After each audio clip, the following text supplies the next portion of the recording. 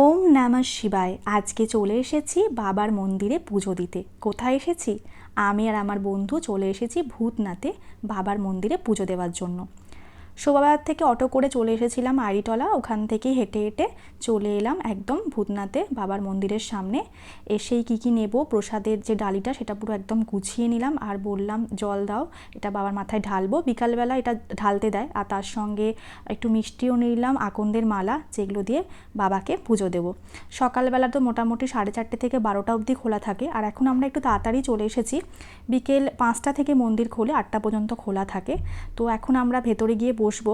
কজনই বা সুযোগ পাই বলো, মন্দিরে এসে তো আমরা চলেই যাই, কিন্তু এসে বসে ভালোভাবে নিজের মনের কথা দেখছিলাম সবাই জানাচ্ছিল, আমরাও বসেছিলাম 5টার সময় মন্দির খুলবে, জল ঢালবো বাবার গায়ে, পুজো দেবো। সেই জন্য বসে বসেই নিজের মনের কথা জানাচ্ছিলাম। একটা কথা আমি জানি, যখনই আমরা জন্মেছি তখনই কিন্তু আমাদের সমস্ত কিছু ঠিক হয়ে যায়, আমাদের সাথে কি হতে চলেছে বা কি হতে পারে।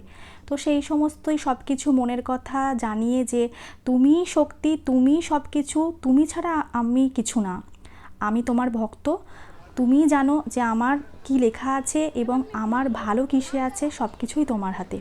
তাই জন্য এটা আমি মনে মনে বিশ্বাসও করি, তুমিই সব কিছু, আমি তোমার ভক্ত ছাড়া আর কিছুই না, তাই তুমি আমাকে পথ দেখাবে, তুমি আমাকে আশীর্বাদ করবে।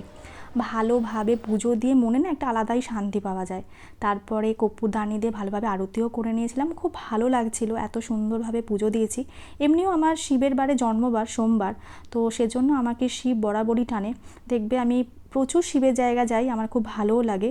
তো যখন এই যে আরতিটা করছিলাম, মানে যতক্ষণ না কর্পূরটা পুরোপুরি হয়ে যাচ্ছিলো, তো সেইভাবেই আরতি করে যাচ্ছিলাম, খুব ভালো লাগছিল। এত সুন্দর, ভেতরে ভিডিও তো করতে দেয় না, তবু আমি যেটুকু পারলাম তোমাদেরকে দেখালাম। মন ভরে ভক্তি ভরে পুজো দিয়েছি বাবা ভূতনাথের কাছে। এরপরে আরও একটা জায়গা যাওয়ার ইচ্ছা আছে, সেটা খুব শিগগিরই যাব। হর হর মহাদেব, ওম নমঃ শিবায়। সবার মঙ্গল করো, আমি সবার ভালো চাই, সবসময় সবার ভালো করো, সবাইকে ভালো রেখো, আর উচিত পথ দেখাবে সবসময়। তারপরে এত সুন্দর লাগছিল, এত হাওয়া দিচ্ছিল, তারপরে একটুখানি গঙ্গা দর্শন করতে গেলাম। খুব সুন্দর লাগছিল, লঞ্চ ঘাট করে ওই পারে যাচ্ছিলাম। সেটা একদিন ভিডিও করে তোমাদেরকে দেখাবো, যে শিবের যে নতুন মন্দিরটা হয়েছে সেখানেই যাচ্ছিলাম। অবশ্যই জানিও ভিডিওটা কেমন লাগলো।